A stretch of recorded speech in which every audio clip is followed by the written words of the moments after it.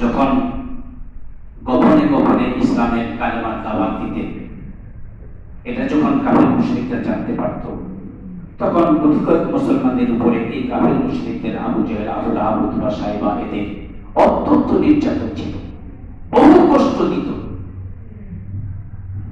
একেবারে এমন পর্যায়ে এসে গেছিল যে জুলুম আর সহ্য করা যাচ্ছে না।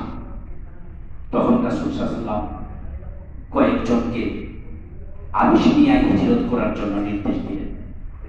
আবিসিনিয়ায় হিজরত করে চলে গেলেন 12 জন, তার মধ্যে মহিলা 5 জন।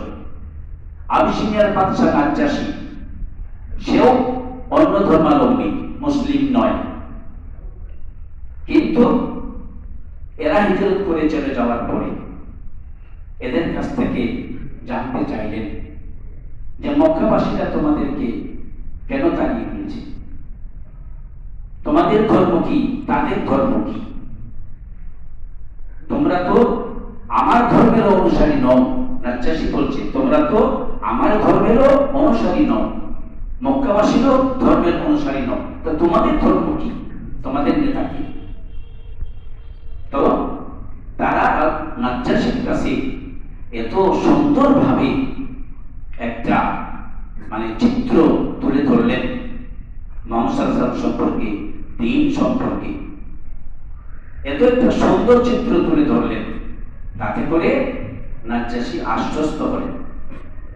তার অন্তর বুঝে দিল যে এরা সঠিক দল, সঠিক পথে আছে, মুহাম্মদ সাল্লাল্লাহু আলাইহি ওয়াসাল্লাম সঠিক নেতা, আল্লাহর রাসূল।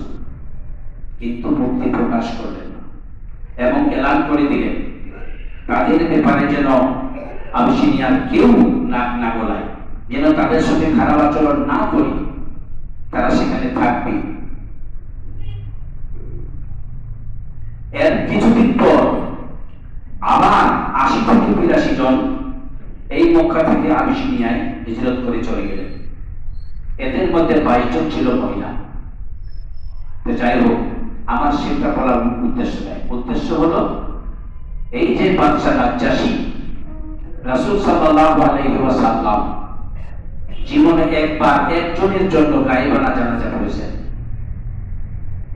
জীবনে একবার একজনের জন্য গায়েবানা জানাজা পড়েছেন, সেটা হলো এই বাদশা নাজ্জাশীর জন্য।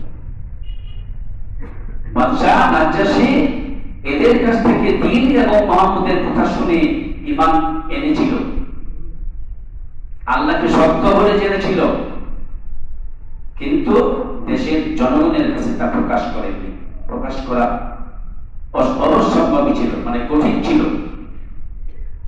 অসুবিধা ছিল, জনগণ মানবে না, কিন্তু তার অন্তর ঈমান গ্রহণ করেছে।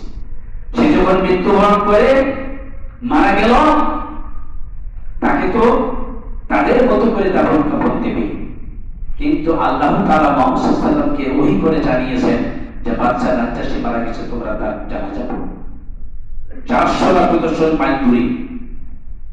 তাহলে অন্তরের খবর পৃথিবীর কেউ না জানলেও আল্লাহ পাক জানবে।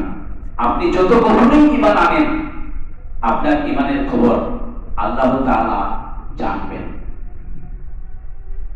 বাদশা নাজ্জাশীর কাছে যখন সত্য উদ্ঘাটন হয়ে গেল, তখন তিনি আল্লাহর প্রতি ঈমান নিয়ে আসলেন। সেই ঈমানের খবর আল্লাহ তাআলা জানলেন, মুহাম্মদ সাল্লাল্লাহু আলাইহি ওয়াসাল্লামকে জানানো হলো, তিনি গায়েবানা জানাজা পড়লেন।